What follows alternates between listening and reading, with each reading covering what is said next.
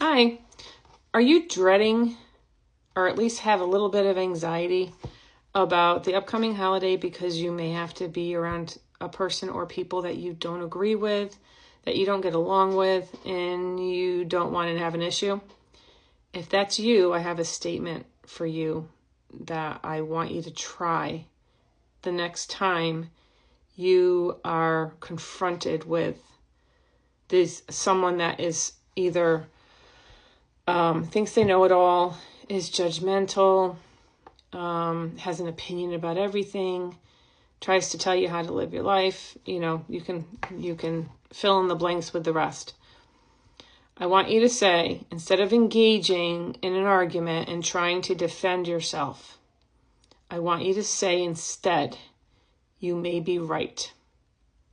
Now, I know you don't feel that they're right, but what this statement is going to do is deflate their opportunity to engage in an argument, because you are simply stating you may be right, and then walk away, disengage. Because a lot of people, they want to feel a sense of control. They're right fighters. So if you're a right fighter, you fight to be right. This is an area where it's an opportunity to look at the situation with someone in a different light. Because here's the thing, and I learned this about 1.5 years ago, and it was really life-changing for me, especially with a specific person in my family. So I have certain beliefs. I have core beliefs. I made a video about core beliefs and how to manifest through core beliefs yesterday. So check that out if you're interested in how to manifest what you desire. But I have, my own beliefs. I have my own belief system. And I used to think that if this one person in my life, I used to think she was wrong. She didn't agree with me. She thinks completely different. And I used to say, well, you not actually say usually, but think you're wrong. You're crazy. You're a Fruit Loop, the whole 9 yards. So, but I came to realize that as strongly as I feel about certain things, she feels as strong about her beliefs about that thing. So she's as strong in her convictions as I am in mine. They're just completely different because we have completely different core beliefs. We have different limiting beliefs, and it caused conflict.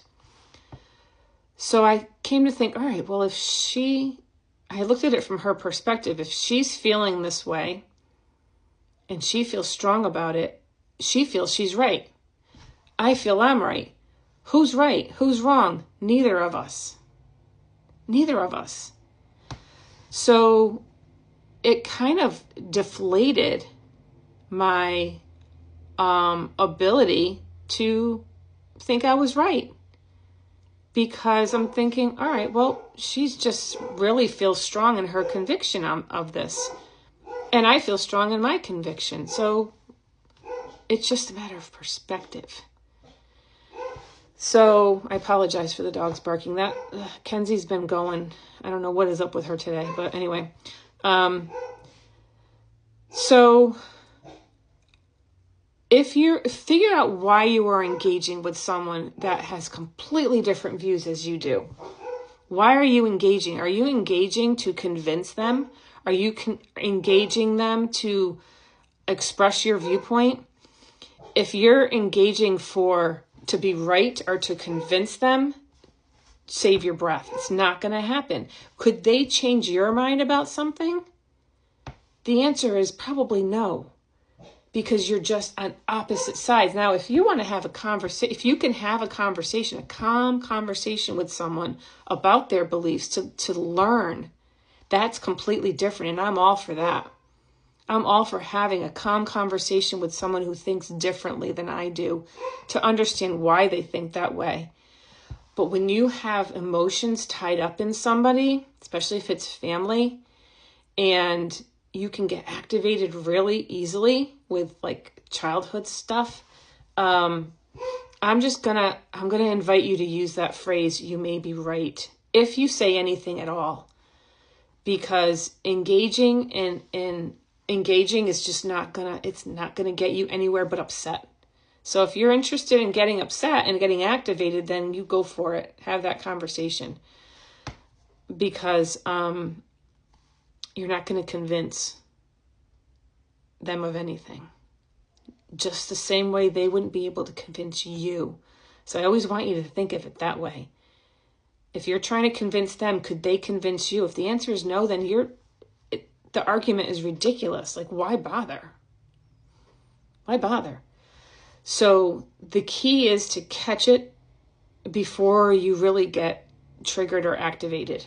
Because once that happens, then your fight or flight system kicks in and your heart rate goes up and your thinking part of the brain shuts down and the limbic system kicks in, the primitive part of your brain, that's the fight or flight.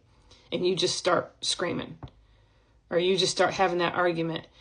So as soon as you hear stuff she starts yapping or that person starts yapping, do breathing technique. I use 4-7-8. I breathe in for 4, hold it for 7, out for 8. I'm responsible for my own emotions and my own responses. I don't blame someone else for the way I'm reacting. So take responsibility for yourself, which is something a lot of people won't do. Well, you made me feel. No one can make you feel anything. You felt this way because a belief in you got activated by what they said. They didn't cause it. It's because of what's within you. So I also understand that about myself. So I'm responsible for my own behavior, emotions, thoughts, actions, words. So give it a try and see, or not. It's completely up to you, but I think this, you may be right, is a good way to handle someone who's a right fighter and who wants to just have the argument for argument's sake. And if you're stuck with that person for an afternoon, figuring out a way to handle it is what is best for you. It doesn't matter what's best for that person. They're responsible for themselves. You're responsible for you. So I do what's best for me and my mental state and my emotional state. So that's the way I handle things. So I hope this resonates with you. If it did, let me know. And I'll talk to you later.